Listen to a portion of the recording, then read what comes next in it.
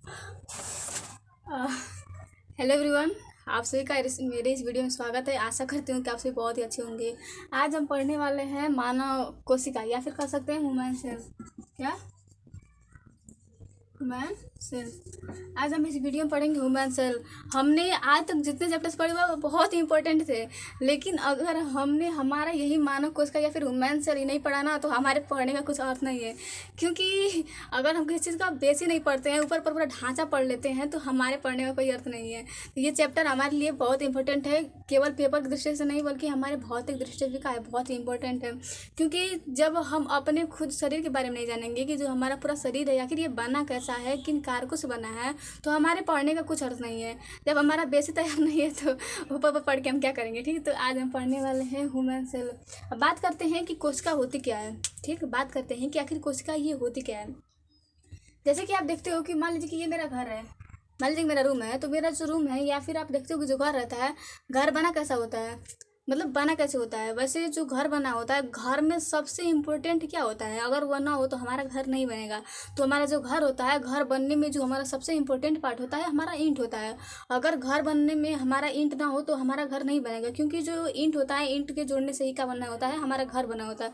वैसे ही जो हमारा पूरा शरीर होता है ना, क्या ये जो हमारा पूरा शरीर है ये भी किसी कारक से बना है, जिससे कि हमारे शरीर का निर्माण हुआ है। वह कारक हमारा कहलाता है कोशिका कहलाता है। ठीक, तो कोशिका क्या होती है, तो ये हमारे शरीर की सबसे छोटी इकाई होती है। क्या शरीर की बात करें सबसे छोटी इकाई तो हमारी क्या होती है, कोशिका होती है। आप देख रहे हो कि जब ये हमारी कोशिका है तो कोशिका के द्वारा ही हम कार्य करते हैं, क्योंकि कोशिकाओं से ही हमारे शरीर का निर्माण है। तो नॉर्मल सी बात है कि हम कोशिका के द्वारा क्या करते हैं, कार्य करते हैं। इसके अलावा आप देख रहे हो कि जो कोशिका है, कोशिका ने हमारे संरचना का निर्माण किया है, हमारे इस आकार को दिया है, हमारी आकृति को दिया है। इसलिए कहा जाता है कि जो हमारी कोशिका होती है, कोशिका हमारे शरीर की इकाई तो है ही, साथ ही ये हमारी का संरचनात्मक एवं कार्यात्मक इकाई है।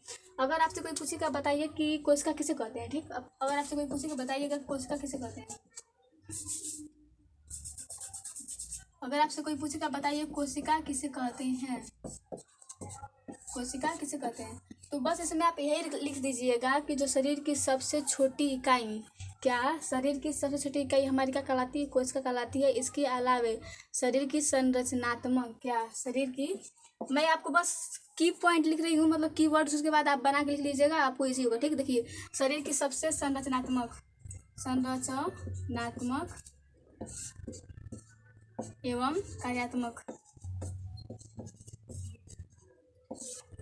यही शरीर की संरचनात्मक एवं कार्यात्मक हमारी इकाई क्या होती है, कोशिका होती है। तो कोशिका के अगर आपसे कोई परिभाषा पूछे तो आप बस यही कह दीजिएगा कि जो हमारा शरीर होता है, शरीर की कार्यात्मक एवं संरचनात्मक इकाई हमारी क्या कहलाती है, कोशिका कहलाती है। कोशिका हमारे शरीर की सबसे छोटी इकाई होती है। कोशिका के द्वारा ही क्या होता है, हमारे शरीर का पूरा क्या होता है, निर्माण होता है। ये बात हुई कोशिका की। ठीक, अब बात करते हैं कि ये जो कोशिका है, देखिए शुरू शुरू में जब हम आदि मानव थे तो हमें तो नहीं पता था, हम केवल खाते पीते थे, घूमते थे, जंगलों में रहते थे। हम ये नहीं जानते थे कि जो हमारा शरीर किन से बना है, किन से बना है। तो यहाँ पे पॉइंट बनता है कि आखिर जो कोशिका है, कोशिका की खोज की किसने थी। पॉइंट बनता है ना कि जो हमारा कोशिका है, कोशिका की खोज किसने की थी। तो यहाँ पे याद रखिएगा कि जो हमारी कोशिका होती है, कोशिका की खोज हमारी रॉबर्ट हुक ने किया था। क्या कहा कि जो हमारी कोशिका होती है, कोशिका की सर्वप्रथम जो खोज थी ये हमारे रॉबर्ट हुक ने किया था। किसने, रॉबर्ट हुक ने किया था, सन 1665 ईस्वी में। ये डेट याद रखिएगा, ये हर बार पूछता है, मतलब हमेशा ये बहुत इंपॉर्टेंट है। ये चाहे कोई भी एग्जाम हो तो इसमें डेट याद रखिएगा, मतलब जो सन है, सन को याद रखिएगा कि जो रॉबर्ट हुक ने सन 1665 ईस्वी में हमारी कोशिका की खोज की थी। ठीक, इन्होंने ऐसे खोज किया था, ये ना मतलब कुछ कारक था, एक कारक था, कारक की ये छोटे छोटे स्लाइड कर रहे थे, ये छोटे छोटे स्लाइड कर रहे थे ना, तो अचानक उन्हें कुछ उसमें दिखा। क्या ये कार के छोटे छोटे स्लाइड कर रहे थे और उसे सूक्ष्मदर्शी से देख रहे थे। यहाँ पे एक पॉइंट और याद रखिएगा कि जो रॉबर्ट हुक थे, रॉबर्ट हुक ने जिस सूक्ष्मदर्शी से कोशिका को देखा था, वह सूक्ष्मदर्शी उन्होंने स्वयं बनाया था, न कि दूसरे के द्वारा निर्मित था। उन्होंने अपने स्वयं से बने हुए सूक्ष्मदर्शी के द्वारा जो कारक था, कारक में उन्होंने इस कोशिका को देखा था। उन्होंने देखा था कि ये जो कोशिका थी ये छोटी था, अर्थात मतलब मधुमक्खी के छत्ते के का थी, छत्ते के समान थी। तो रॉबर्ट हुक ने सर्वप्रथम 1665 ईस्वी में रॉबर्ट कोशिका की खोज की थी। अब बात करते हैं कि इन्होंने ना, यहाँ पे एक और पॉइंट याद रखिएगा कि रॉबर्ट हुक ने जिस कोशिका की खोज की थी वह कोशिका थी मृत। मृत इन्होंने मृत कोशिका की खोज की थी। लेकिन बात करें सर्वप्रथम जीवित कोशिका की खोज, तो सर्वप्रथम जीवित कोशिका की जो खोज थी इन्होंने किया था एंटोनिम वान ल्यूकेनहॉक ने सर्वप्रथम हमारे जीवित कोशिका की क्या की थी, खोज की थी।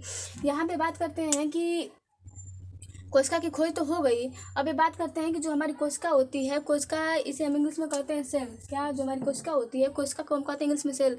आखिर ये सेल शब्द आया कहाँ से और सेल का अर्थ होता क्या है? ठीक, सेल शब्द आया कहाँ से और सेल शब्द का अर्थ क्या होता है? देखिए, तो आप यहाँ पे देखिएगा कि जो हमारा कोशिका होती है, कोशिका ये जो नाम था, नाम भी हमारा रॉबर्ट हुक ने दिया था।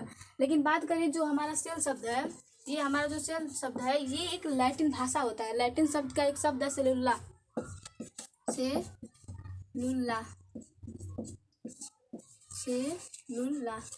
सेलुला ये जो सेलुला शब्द है ये हमारे लैटिन भाषा का शब्द है। इस शब्द से ना, इसके मतलब सेलुला के नाम पर ही जो हमारी कोशिका होती है, कोशिका का नाम से लिखा गया है।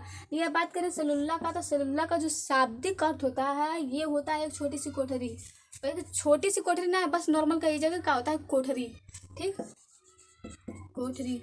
यहाँ पे आप देख रहे हो कि एक कोठरी के समान का संरचना है। यहाँ पे मतलब यहाँ पे एक आकृति दी हुई है, इसके अंतर्गत हमारे क्या कोशिकांग है। तो ये जो हमारा क्या होता है, जो कोशिका, जो हमारा सेल शब्द आया है, ये हमारा सेल शब्द लैटिन भाषा के सेलुला से आया है, जिसका शाब्दिक अर्थ होता है या फिर जिसका जस्ट अर्थ होता है का छोटी सी कोठरी या फिर बस कोठरी।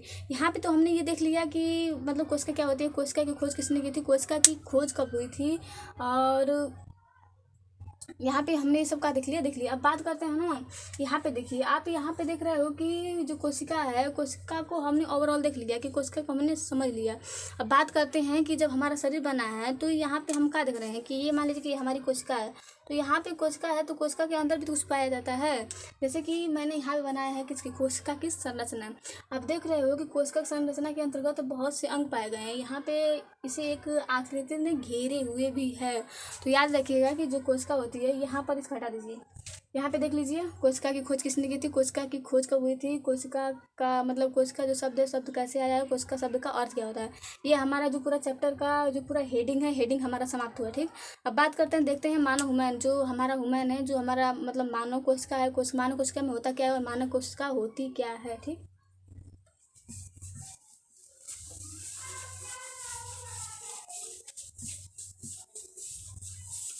देखिए जो हमारी कोशिका होती है ना, यहाँ पे देखिए जो हमारी कोशिका होती है, कोशिका के मुख्य रूप से 3 भाग होते हैं। जो हमारी कोशिका होती है, कोशिका के मुख्य रूप से 3 भाग होते हैं। क्या है, जो हमारी कोशिका होती है, कोशिका के मुख्य रूप से क्या होते हैं, 3 भाग होते हैं। इसमें जो हमारा पहला भाग होता है, जो इसे पूरी तरह से घेरा हुआ है, देखिए यहाँ पे जो घेरा हुआ है, इसे हम कहते हैं मतलब प्लाटोप्लाज्म, या फिर हम कहते हैं कोशिका झिल्ली।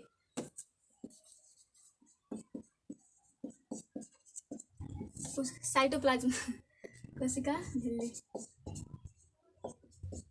हाँ, एक और याद रखिएगा कि जो हमारा ना सेल होता है, जो हमारा सेल होता है, सेल को तो हम नॉर्मल कहते हैं, लेकिन बात करें मतलब बायोलॉजी में जब हम पढ़ते हैं तो सेल को हम साइटो भी कहते हैं।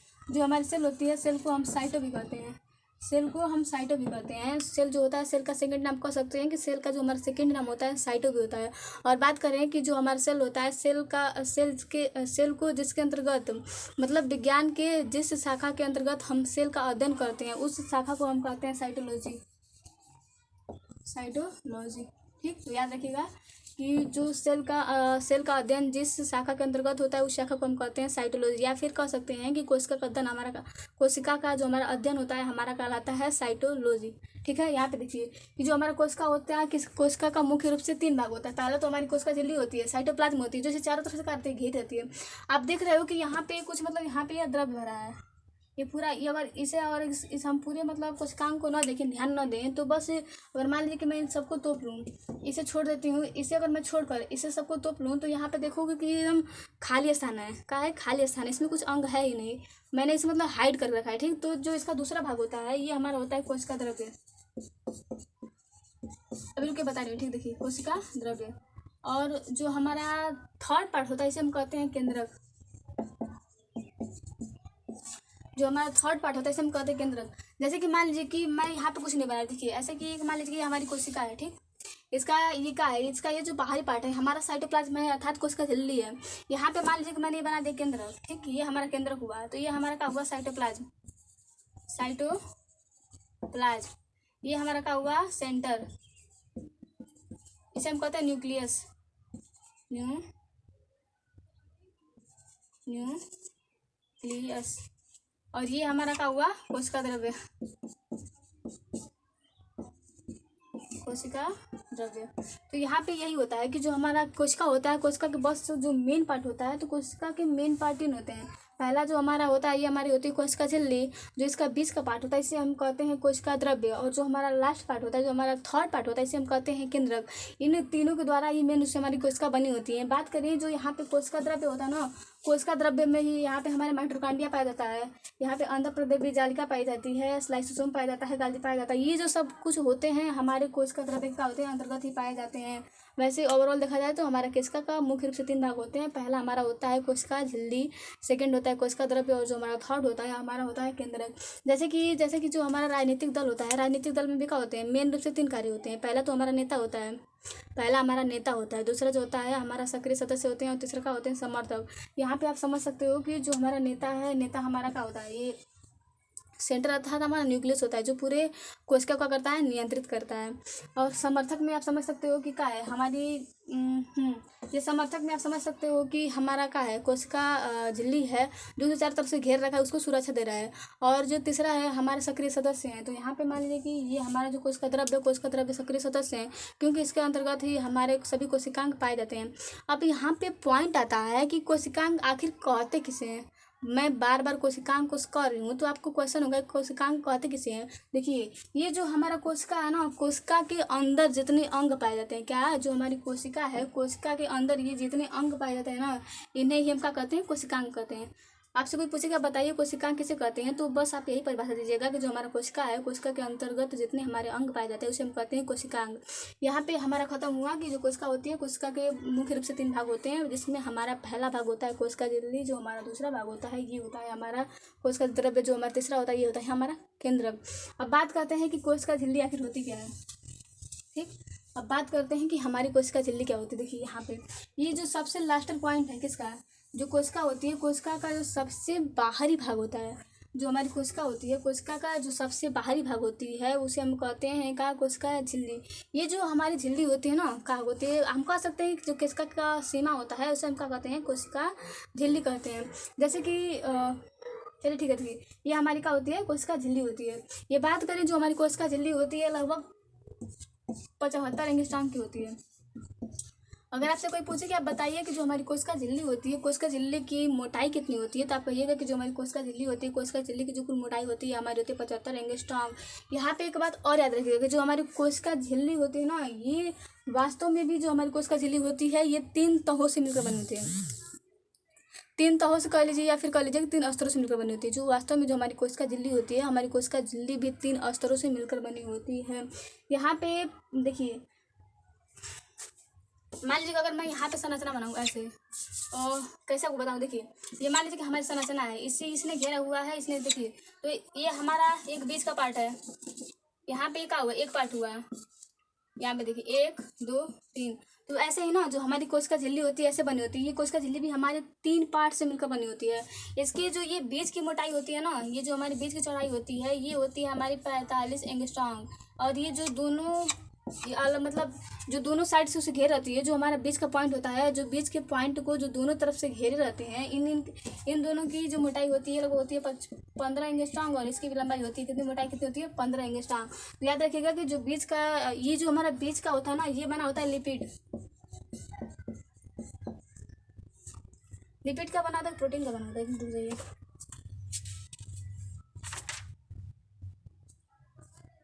एक दो गलती हो जाएगा ना तो बन ही जाएगा नहीं।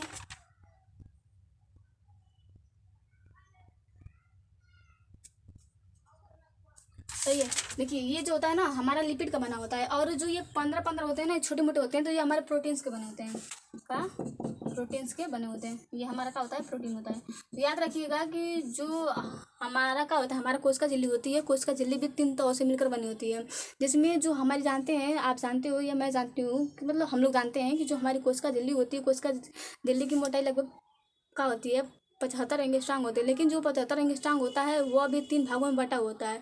पहला भाग होता है हमारा 45 एंगस्ट्रांग का, और जो दूसरे तीसरे भाग होते हैं वो बस 15 एंगस्ट्रांग के होते हैं। 15 15 30 45 75 हुआ ना, तो ये इसमें बटे होते हैं। जो सबसे जो बीच का पार्ट होता है ये मोटा होता है। जो हमारा बीच का पार्ट होता है किसका, कोशिका झिल्ली का, ये लगभग 45 एंगस्ट्रांग चौड़ा होता है, जो कि लिपिड का बना होता है। और इस 45 एंगस्ट्रांग की जो झिल्ली होती है, इस झिल्ली को घेरे हुए 2 और झिल्लियाँ होती हैं। 2 और अस्तर, झिल्ली निकल लीजिए, एक अस्तर होती है जो इस बीच के अस्तर को घेरे रहती है। ये जो अस्तर होते हैं ये दोनों 15 15 एंगस्ट्रांग के होते हैं, और ये इन दोनों में लिपिड न भर के क्या बना रहता है, प्रोटीन भरा होता है। ये हमारा होता है कोशिका झिल्ली। आप देख सकते हो कि कोशिका झिल्ली की और कार्य क्या है। तो जो कोशिका झिल्ली है ये हमारी जो कोशिका है, कोशिका को आकार दे रही है। कहा जो हमारी कोशिका झिल्ली है, कोशिका झिल्ली हमारे कोशिका को आकार दे रही है, इसको ये सुरक्षा प्रदान कर रही है। जो हमारी कोशिका झिल्ली है कोशिका को सुरक्षा प्रदान कर रही है। ये जो कोशिका है, कोशिका हमारी अर्धपारगम्यता का कार्य करती है। यहाँ अर्थात कह सकते हैं कि जो कोशिका है, कोशिका सबको अंदर आने जाने नहीं देती है। ये कुछ पदार्थों को ही मतलब कोशिका में प्रवेश करने देती है, और कोशिका से जब उसका उत्सर्जन होता है तो कोशिका से बाहर निकालती है। तो ये अर्धपारगम्यता का क्या करती है, कार्य करती है। इसलिए इसे अर्धपारगम्य झिल्ली भी कहा जाता है। क्योंकि अगर कोई पूछा बताइए क्यों कहा जाता है, तो कहिएगा ना कि ये जो हमारी कोशिका झिल्ली होती है ये कुछ ही पदार्थों को शरीर के कोशिका के अंदर आने देती है और जान देती है। जैसे कि आप देखते हो कि हमारा ऑक्सीजन आता है ना कोशिका के अंदर, तभी तो ग्लूकोज का विखंडन होता है, और ग्लूकोज के विखंडन से हमारा कार्बन डाइऑक्साइड शरीर कोशिका से बाहर जाता है। तो ये कुछ ही पदार्थों को कोशिका के अंदर आने और जाने देती है, इसलिए इसे हम कहते हैं अर्धपारगम्य झिल्ली। आप प्लाज्मा झिल्ली को, या फिर जो हमारा का है साइटोप्लाज्म है, या फिर कोशिका झिल्ली को ऐसे समझ सकते हो। जो हमारी कोशिका झिल्ली है ना, कोशिका झिल्ली को आप हमारे माता पिता से कंपेयर कर सकते हो, और माता पिता मान सकते हो। जैसे कि जो हमारे माता पिता हैं, माता पिता ने हमें हमारे स्ट्रक्चर दिया है, हमें हमारा ढांचा दिया है, क्योंकि हम आनुवंशिक लक्षण के बने होते हैं। तो उन्होंने मान लीजिए कि उन्होंने हमें क्या दिया है, ढांचा दिया है। वह जानते हैं कि हमारे लिए क्या है, क्या उचित है, हमारे लिए क्या अनुचित है, हमें किसके संपर्क में रखना चाहिए, किसके संपर्क में नहीं रखना चाहिए। वैसे ही यहाँ पर भी होती है हमारी का साइटोप्लाज्म या फिर कोशिका झिल्ली। ये भी जानती है कि जो हमारी कोशिका है, कोशिका के लिए क्या जरूरी है और कोशिका के लिए क्या जरूरी नहीं है, इसलिए इसे हम कहते हैं अर्धपारगम्य झिल्ली। ये हमारा खत्म हुआ क्या, कोशिका झिल्ली। अब देखिए हमारा दूसरा पॉइंट आता है कि इसमें कोशिका का कोशिका द्रव्य। यहाँ पे जो हमारा सेकेंड पार्ट आता है कोशिका द्रव्य। तो यहाँ पे याद रखिएगा कि देखिए ये कोशिका द्रव्य क्या है, ये हमारे कोशिका झिल्ली और केंद्रक, कोशिका झिल्ली और केंद्रक की ये बीच का पार्ट है। यही हमारा क्या है, कोशिका द्रव्य है। अगर आपसे कोई पूछे कि आप बताइए कि कोशिका द्रव्य किसे कहते हैं, तो आप कहिएगा ना कि जो हमारी कोशिका झिल्ली होती है, जो हमारी कोशिका झिल्ली होती है और जो हमारा केंद्रक होता है, कोशिका झिल्ली और केंद्रक के बीच में जो द्रव्य भरा होता है, कोशिका झिल्ली और केंद्रक के बीच में जो पारदर्शी द्रव्य भरा होता है उसी द्रव्य को हम कहते हैं कोशिका द्रव्य। हाँ नॉर्मल कह लीजिए कोशिका का जो द्रव्य होता है उसे हम कहते हैं कोशिका द्रव्य। लेकिन यहाँ पे एक पॉइंट और फंसता है, तो वहाँ पे मत कहिएगा, बस यहाँ पे इतना देखिए कि आपसे कोई पूछे तब कहिएगा कि जो हमारा कोशिका झिल्ली होती है और जो हमारा केंद्रक होता है, कोशिका झिल्ली और केंद्रक के बीच में भरा जो द्रव्य होता है वो हमारा क्या कहलाता है, कोशिका द्रव्य कहलाता है। अब देखिए जो हमारा कोशिका द्रव्य है, कोशिका द्रव्य में बहुत सारे कोशिकांग पाए जाते हैं। जो हमारी कोशिका द्रव्य होती है, कोशिका द्रव्य में बहुत सारे कोशिकांग पाए जाते हैं। देखिए कि यहाँ पर हमारा मान लीजिए केंद्रक है, छोड़ दीजिए। अब इस केंद्र को आपने छोड़ दिया, ये हमारा क्या हुआ, कोशिका झिल्ली हुई। इसके अंदर आप देख रहे हो कि बहुत सारे क्या पाए जा रहे हैं, कोशिकांग पाए जा रहे हैं। तो इसमें देखिए अब बात करते हैं कि इन कोशिकांग क्या, ये कोशिकांग क्या होते हैं, इनके कार्य क्या होते हैं। तो हमारा यहाँ पे देख रहे हो पहला कोशिकांग है, आप कोई भी कोशिकांग ले सकते हो। मैं पहला यहाँ पे मान रही हूँ कि ये हमारा जो पहला कोशिकांग है हमारा है का अंतःप्रदेशीय जालिका या फिर एंडोप्लाज्मिक रेटिकुलम। ठीक, देखिए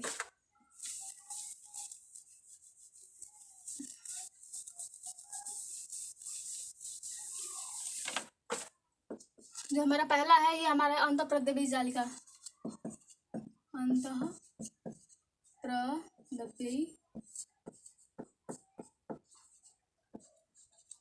जालिका, इस इंग्लिश में कहते हैं एंडोप्लाज्मिक रेटिकुलम। क्या, एंडोप्लाज्मिक रेटिकुलम। तो यहाँ पे आप याद रखिएगा जो हमारा एंडो से ई आ जाता है और रेटिकुलम से आर आ जाता है, तो हम अंतःप्रदेशीय जालिका को ना हम शॉर्ट फॉर्म में ईआर भी कहते हैं। मैं पहले बहुत फंसा करती थी कि ईआर क्या होता है, तो ईआर मतलब कुछ नहीं होता है, वही होता है कि जो हमारा एंडोप्लाज्मिक रेटिकुलम होता है, एंडोप्लाज्मिक मतलब अंतःप्रदेशीय और रेटिकुलम मतलब जालिका। तो अंतःप्रदेशीय जो जालिका होती है वहीं से एंडोप्लाज्मिक रेटिकुलम का शॉर्ट रूप होता है हमारा का ER। एंडोप्लाज्मिक से E होता है और रेटिकुलम से R होता है। तो ER का मतलब क्या होता है, अंतःप्रदेवी जालिका। यहाँ पे देखिएगा कि जो हमारा अंतःप्रदेवी जालिका होती है ना, एक नलिका के समान संरचना होती है। तो क्या देखिए यहाँ पे जो ये हमारी अंतःप्रदेवी जालिका होती है, ये हमारे एक नलिका के समान संरचना होती है। आप जानते हो कि जो हमारी नली होती है, नली का क्या कार्य होता है। यहाँ पे अगर मान लीजिए कि ये हमारी नली है, तो यहाँ अगर ये नली है तो नली का कार्य क्या होता है, यहाँ से अगर कोई पदार्थ जा रहा है तो इसमें भेजिए, और यहाँ से कोई पदार्थ आ रहा है तो इसमें भेजिए। तो यहाँ पे याद रखिएगा कि जो हमारी अंतःप्रदेवी जालिका होती है, अंतःप्रदेवी जालिका का कार्य क्या होता है, परिवहन का होता है। याद रखिएगा कि जो हमारा अंतःप्रदेवी जालिका होती है, अंतःप्रदेवी जालिका का जो कार्य होता है, ये होता है परिवहन का। किन का परिवहन होता है, तो यहाँ जो कोशिका द्रव्य होती है ना, कोशिका द्रव्य में से पदार्थों को केंद्रक में पहुँचाना होता है। जब कोई भी पदार्थ हो तो यहाँ से ना जो केंद्रक, यहाँ से मान लीजिए कि ये कैसे बताऊँ आपको, देखिए ये हमारा केंद्रक है, मान लीजिए कि ये मेरा केंद्रक है ये, और ये हमारा कोशिका द्रव्य है। तो कोशिका द्रव्य में जितने पदार्थ होते हैं ना, उन्हें केंद्र तक पहुंचाने का कार्य क्या कहलाता है, हमारी अंतःप्रदेवी जालिका की होती है।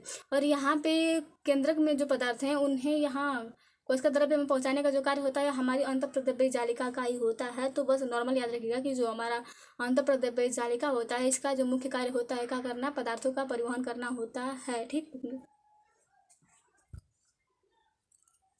हो गया। इसके अलावा आप देख रहे हो कि जो हमारी अंतःप्रदेवी जालिका है, अंतःप्रदेवी जालिका के दो प्रकार हैं। यहाँ पे देखिए कि यहाँ पे एक तो यहाँ पे घुंडीनुमा संरचना है, ये काफ़ी मतलब खुरदुरी लग रही है।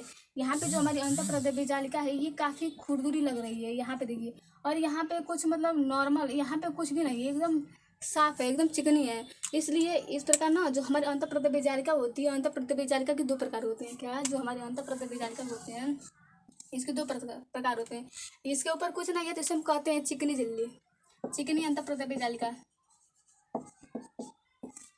चिकनी अंतःप्रदेवी जालिका, या फिर कह सकते हो सॉफ, इसे हम कहते हैं ना SER। और यहाँ पे देख रहे हो कि यहाँ पे काफी खुरदुरा है, तो इसे हम कहते हैं खुरदुरी अंतःप्रदेवी जालिका, RER। ठीक। अगर आपसे कोई पूछे कि आप बताइए SER का फुल फॉर्म बताइए, तो आप कहिएगा SER का जो फुल फॉर्म होता है, होता है सफ एंडोप्लाज्मिक रेटिकुलम, अर्थात सफ मतलब चिकना और R मतलब होता है खुरदुरा। तो खुरदुरी अंतःप्रदेवी जालिका या फिर रफ एंडोप्लाज्मिक रेटिकुलम। ओके। यहाँ पे जो चिकना होता है ना, ये जो चिकना पार्ट होता है, ये हमारे वसा का संश्लेषण करता है, वसा का संश्लेषण करता है। याद रखिएगा कि जो हमारा का होता है, जो हमारा चिकना पार्ट होता है, जो हमारा अंतःप्रदेवी जालिका का जो चिकना पार्ट होता है, जो चिकनी हमारे अंतःप्रदेवी जालिका होती है, ये हमारे वसा का संश्लेषण करती है। लेकिन बात करें वहीं जो हमारी खुरदुरी का, जो हमारी खुरदुरी मतलब जो हमारी खुरदुरी अंतःप्रदेवी जालिका होती है, ये हमारे प्रोटीन का संश्लेषण करती है। ये हमारे क्या करती है, प्रोटीन का संश्लेषण करती है। ये प्रोटीन का संश्लेषण करती क्यों है, क्योंकि जो हमारी अंतःप्रदेवी जालिका होती है ना, हमारे अंतःप्रदेवी जालिका के ऊपर बहुत सारे जो ये कण पाए जाते हैं, ये कण कुछ और नहीं हमारे होते हैं, क्या, राइबोसोम। ये जो हमारे कण होते हैं, ये होते हैं हमारे राइबोसोम। याद रखिएगा कि जो हमारी अंतःप्रदेवी जालिका होती है, अंतःप्रदेवी जालिका जिसके कारण खुरदरी होती है, वो जो कण होते हैं हमारे राइबोसोम होते हैं। आप जानते हो कि जो हमारा राइबोसोम होता है, राइबोसोम हमारा प्रोटीन का संश्लेषण करता है। इसलिए जो हमारी चिकनी अंतःप्रदेवी जालिका होती है, ये हमारे राइबोसोम का क्या करती है, संश्लेषण करती है। इसके अलावा एक और याद रखिएगा कि जो हमारी क्या होती है, जो हमारी अंतःप्रदेवी जालिका होती है ना, जब कोशिका विभाजन होता है, तो कोशिका विभाजन के समय जो नई कोशिका कला होती है ना, नई केंद्रक कला होती है, यहाँ पे जो नई केंद्रक कला का जो विकास होता है हमारे अंतःप्रदेवी जालिका के द्वारा होता है। तो ये पॉइंट याद रखिएगा। आज के लिए बस इतना ही। अभी मोबाइल हीट हो जाएगा ना, चीज़ें सब खत्म हो जाएगा। तो याद रखिएगा कि जो हमारा अंतःप्रदेवी जालिका होती है, अंतःप्रदेवी जालिका के दो प्रकार होते हैं। पहला होता है RER, अर्थात मतलब रफ एंडोप्लाज्मिक रेटिकुलम। जो हमारा सेकंड होता है SER, अर्थात सॉफ्ट एंडोप्लाज्मिक रेटिकुलम। रफ मतलब गंदा होता है, तो प्रोटीन का संश्लेषण करता है, वहाँ पे खुरदुरा होता है, खुरदुरा राइबोसोम के कारण होता है, और जो राइबोसोम होता है हमारे प्रोटीन का संश्लेषण करता है। ठीक। और जो हमारा चिकना होता है, चिकना कुछ नहीं होता है। आप जानते हो कि चिकना मतलब जो फिसले, चिकना मतलब जो फिसले, तो जो फिसलता कौन है, जिसमें तेल लगा होता है, वसा का अर्थ क्या होता है, तेल होता है, चर्बी होता है। तो वो चिकना होता है, इसलिए वो क्या होता है, वसा का संश्लेषण करता है, क्योंकि वो फिसलता है। ठीक, पॉइंट है बॉस। तो हर अंतःप्रदेवी जालिका का कार्य क्या होता है, ये पदार्थों का परिवहन करता है केंद्रक से कोशिका द्रव्य के बीच और कोशिका द्रव्य से केंद्रक के बीच। तो आज के लिए बस इतना ही। बाय, मिलते हैं फिर अगले वीडियो में।